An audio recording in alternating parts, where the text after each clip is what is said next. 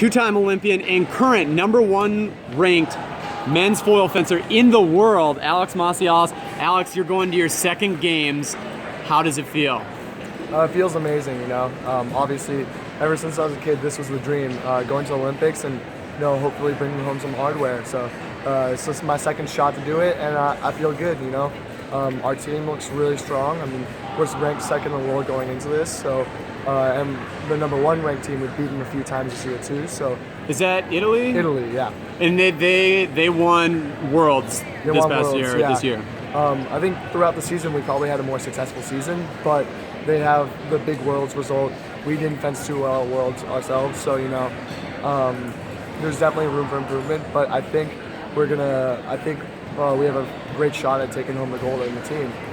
Individual-wise, you know, going in with the #1 ranking obviously adds some pressure because considering people consider me the favorite, or some people would consider me the favorite at least. But for me, I like the extra pressure. You know, at a certain point, it doesn't really, the rankings don't really matter. It's about beating whoever's in front of you. The Olympics have shown that you don't necessarily have to be #1 ranked fencer in the world to get the gold medal. I mean, there have been tons of upsets throughout the history of the games, and you know, it's really just important to put your head down and grind through all the matches. You highlighted a number of things there.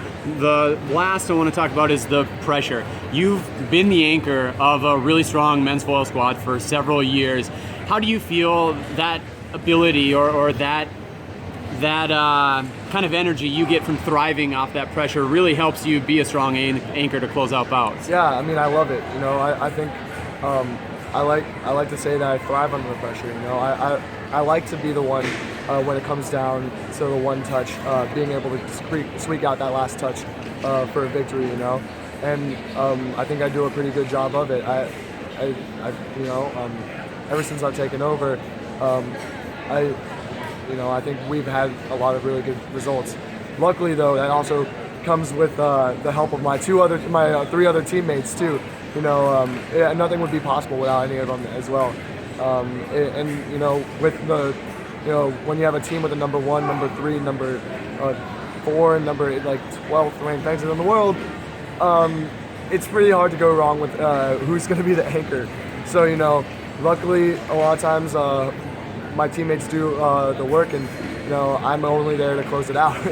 We had an interview with Olympic bronze medalist Courtney Hurley on the épée side, who's also an anchor. She talked about kind of her preferences going into when you're in a position to close out or to come back, and what kind of she prefers about a lead or a deficit. How about you? Do you feel you're stronger or more comfortable in one or the other? I love making comebacks. You know, I've made plenty of comebacks in my day as an anchor and as a fencer myself.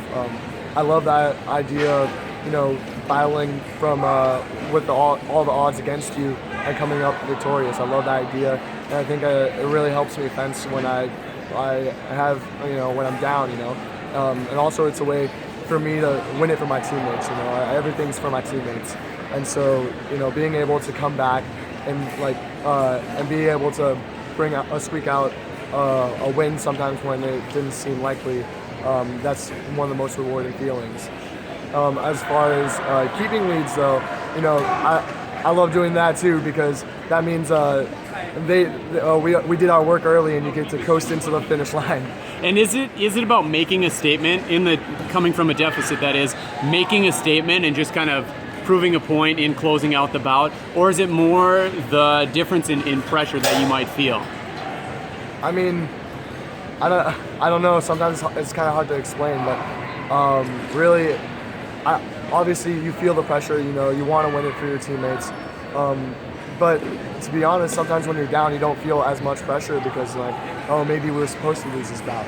But I think that's where sometimes why people fence so well coming back is that they have no pressure and they really feel it and they let it fly.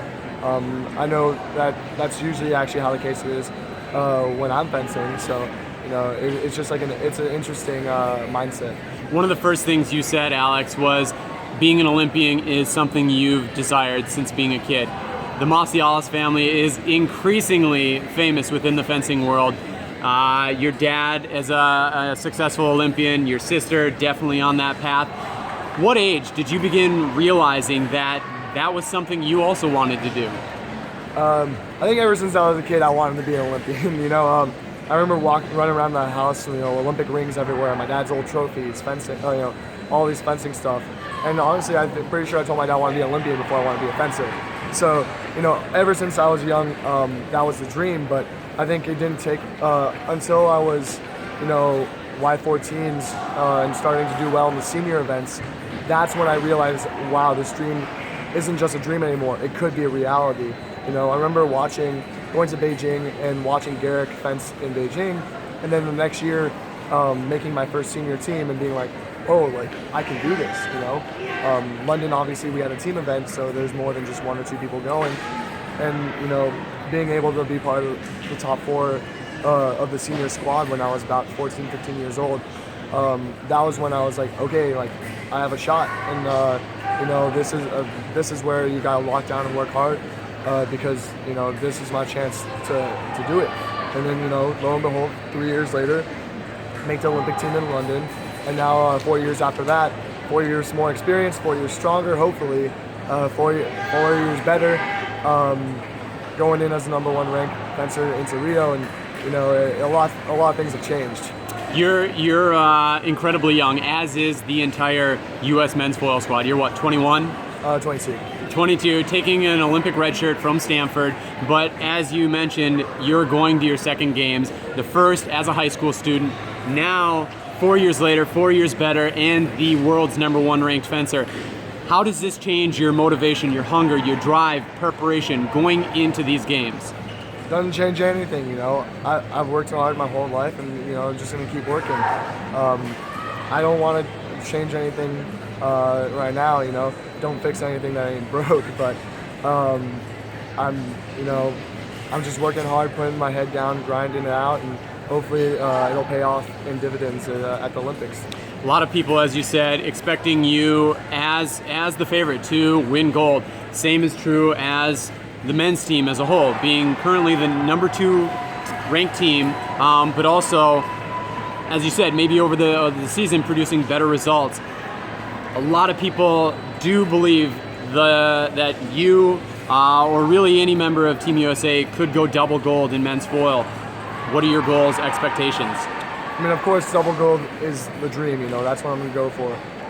If you wish for anything less than that, it's really hard to attain the gold, Even in London, even though it was like an outside shot, but I didn't go in with the mindset, hey, I want to get like 12th this tournament. I went in, I want to get gold. Obviously, it didn't work out for me last time around, but you got to have that mindset. You have to have that hunger. So, I'm definitely striving for that double gold, as is I think everyone else on our team. We've proven we can win tournaments, and we're probably in the golden age of men's foil fencing in the United States right now. So, anything's possible at this point. And what do you need to do to ensure that happens? Just work hard, put the pedal on the metal, and don't get too nervous. And as far as competitors or whatever, what's standing in your way to achieve that kind of dream of double gold? Just whoever's on the other side of the strip of me. I don't care who I'm going to be fencing. The matchups will be what they are. But at the end of the day, fencing people ranked number 16 as opposed to number 2 in the world, it doesn't matter. It's just one more bout you got to get through on the way to the podium. All right. Well, we look forward to watching you in each of those bouts, and hopefully all the way to the gold medal. Thank you. Thank you.